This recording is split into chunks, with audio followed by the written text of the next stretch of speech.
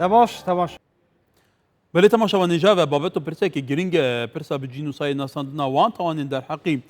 کردین زیدی هات نکردن هل چند دبتنه توان 2014 نبو لبستادان سالان بردام توان در حقی وی پیکاتا اولی و نتوی رسانا کردستان هات کردن برسه حسو هرمه او سرویک دزگه زیدی نف دولتیه جبونه هلانا جینوساید او لامستردام لهولندا گرمدایه که حسو دمتا باش به ایدی دچارچوه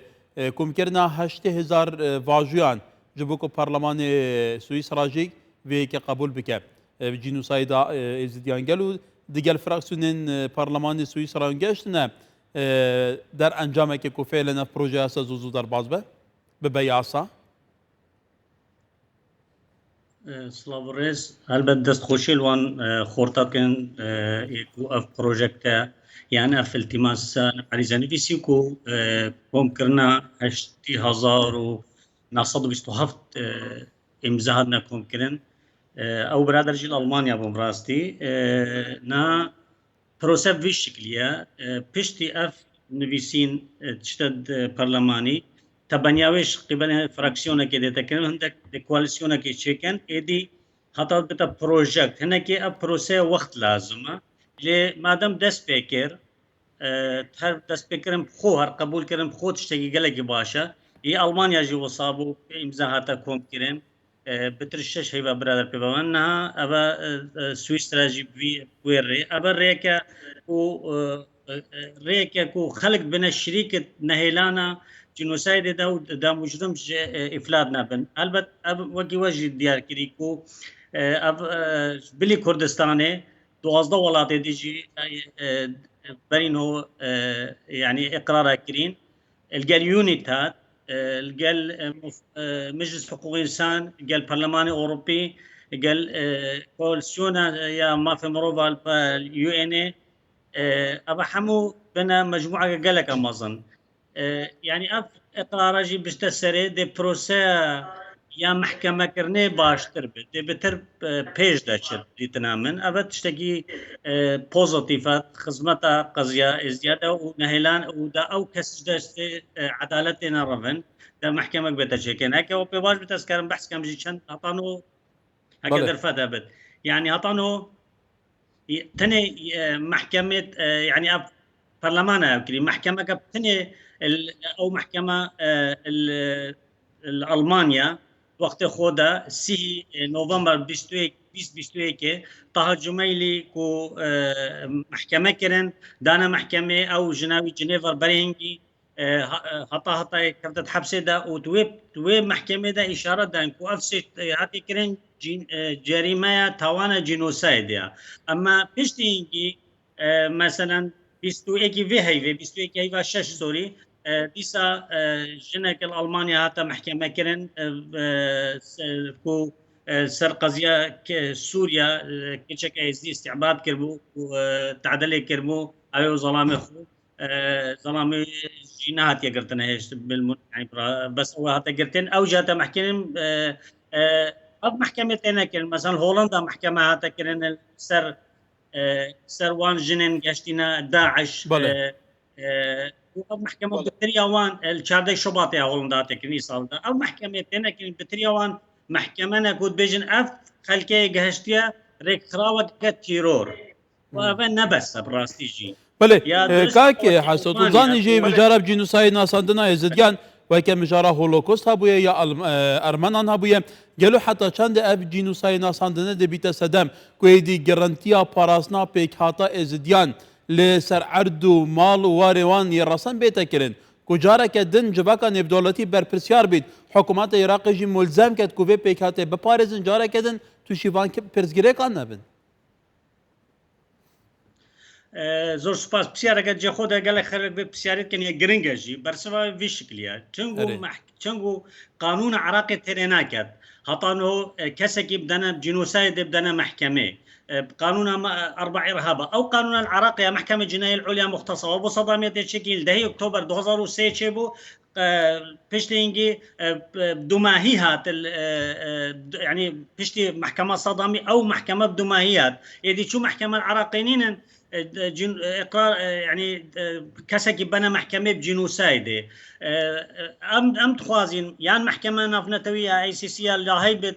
في كيزي ورقت أو جت تريا برنس عندك بروسيكا دريجة براستي عراق فيوري دا نقل لك هاري كارا يانجي محكمة بتايبت بيتا تايبت من بيتا شكرن يانجي محكمة مختلط يهاجين القال الحكومة العراقي ويو ان بيتا نافنتوية بيتا شكرن أجر محكمة نبت جرنتيبونا ندوباره کرنا جنوسايدين نينا جريك محكمة بيتا شكرن داكو خلق بكاربن پیش روزه که گشتر بجین یا دوی از خودم شکی دیجل بدر بجم هوال نزفراندنا خلقی جی پروبلیمه بوما براستی جی از خودم ریاور 24 بانگل خلقی خود کین ابل نازع وحكومة عراقي وحكومة كردستان سركار بكن ريبك دا خوش كرن خلق بزفرن يعني حتى خلق نزفرن تغيير ديموغرافي دي تشبت ويا تشبت بجينو اردوان جيش قبلته شنغالي دي تشت امنيت نايتا امنيت الودر تشينابت هل بت شو تجربه يو ان جدانين من ابي استنا ومنطقه كمان كوبت نازح جدر كمان هموت وان حاضر كبت شنو قلت بتا اوي خلقي بزفرنا سرجي خو ابد تشتغوصا تشينا بو قالك خلق هيدي بزفرن وداك مسألة خدمة جوزارينا مسألة بنية تحتية مسألة أمنية مسألة أو بخوب مسك عرض أو بخوب كمنت سازين حكومة دوك بوليسن مسألة أمنينا مسألة إدارينا شرعية الودريا داكو أف خلق هكر خلق زفرين أف انه حكم دستوان دا كونت نبشكل شرعي بله کای حسو کواتا دست به کو داویه به پرسه که سیاسیت و زانی جی گوسا تعامد گلات کرن کو نفشه که راسن سر اساس اولوان و سر اساس نتواوان جناب بن دیرو که دا بردام در حق زدیان لسر اصل جهانی یکم پیک حتی کو زورترین جنوساید در حقانات بنا کرن پیتری حافته نفیر عمان بی ام بحث روشان های شنگاله بیان لشنگاله وکتا گوتی تغییر ديموغرافیه هی تن عرض خلقی لید کردن پاره که زده و سیاست تشیع کرنه هی تداخلات و دستوردان ریخراو آلین دروی کردستان ین سربازیت ویرده هی کواتا وجبری هبونا گروپ این چکدار بنابو نشان جدا ریکفنا شنگاله هی و که خانه تجربه کرن گلو تو نابینی اوجی سیاست که پش پرده کو فعلا او هاول دادن روشا شنگاله آسایی نبید جبروان کو استراتيجية شنغال يك جغرافيا وي او امتدادات اقليمي كوش درفي كردستان دستنا نافدا شي دولة من شي قارتا بنيت اجندة الودر تنب كارينا حمود بنا سبب الجل تراخي حكومة عراقي نجدية حكومة عراقي هكا بجديته سرسكني بانا از باورد کم ده روشا شنگالی پشتی داعش نمای 2017 از باورد کم ده هاد با آسایی کرن يعني همو منطقة عراقي خلق الزفرنا سرجي خو او تاني هندق نازفرنا اود مشكلة لقى العشيرات خوت هين مثلا ناف عربة يدر كفتين عردوان يتشوين ينقاسبونا داعش خلقوان قبولنا كتا ازديان مشكلة بخول قال ازديانين قال خلق الشنغالينين مشكلة ازديان قال دورو بريوانا اوت كاشتينا داعش وهجوم كين واوج دربي شنغاينا فين ازديد فين بزفرنا جيخو ليه هكا حكومة كردستان قال حكومة عراق قال منظمات نبنتوي كواتا كاك حسو برسك جدية بمسألة دا حتى قاسم عرجی شورمند آسایش اجتماعی عراقی بری چنده که گود بکو همه حال بدن کم پاهوله والا بکن کواتا کم پاهوله بده هزاران جکت سکارن داعش پاشمایی کن داعش مالباتیان لیره بارا پتر عراقی نه بیجه ام عراقیان وگرین عراقیا وگرین پاشمایی کن داعش لی جدع در دور نینوا لوی دور بنجید کن حتی دنبا شنگال جدا لی خلق شنگال کو در بدر بونا بسات هزاران روشان پریشانه قرابونا که تعویضنا که روشه که امنی بوان دستبرنا که کو وگرنه سرمال و حال خواه قالوا تدبيني فعلا بسياستك ازدواجية تبكارينان اگر او ببو بفيرانجي تعامد قلبان هر 2% نكرن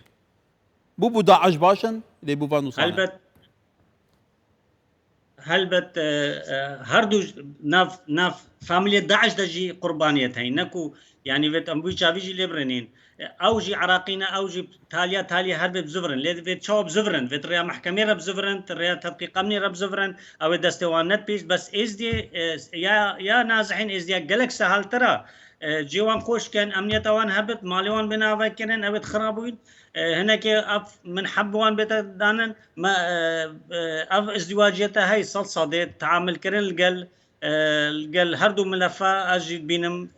نتشتكي باشا نا بله درسته عدالت دينا ل بله تاليا جي هر او خلقي السوليجي هر بيت بزفرن بيجي بشتا محكمه يجي هندك شوانه تين زاروكن يان بيقولناهن اوجي دي زفرنا مالت خوها كتشو مشكلات ديت وانت عشايري وجنائي سروان بله نابن لام قال هندنا ام قال هندنا زفران نازحش كامباب زفرنا جيخو اجا اورا نزفرن چند دريج بت ند مصلحه ده هیچ بله شگیدیش از خوازم بجیم هیچ گریدانک دین نینه دنا برا کو اقرار جنوسايد بتكرين يعني محكمه بتا محكمه ور بقدر يعني خلق كمبابن جريمه چه بوي سيهاش جريمه چه بوي شاهد عيانه هين قربانيه هين داعش خود قرتين عرض مسرح جريمه مقابر جماعي هموت اشتهي يعني هكا خلق كامباجي بن وبشنا سر مال خوجي محكمه وكي يقدر بري شاب قدرتي وكي هيك بله برس حسو هرمه سروي که دزگه زدیانی نفدولتی بونه اعلان جینوسایده لامستردام لهولندا سپاس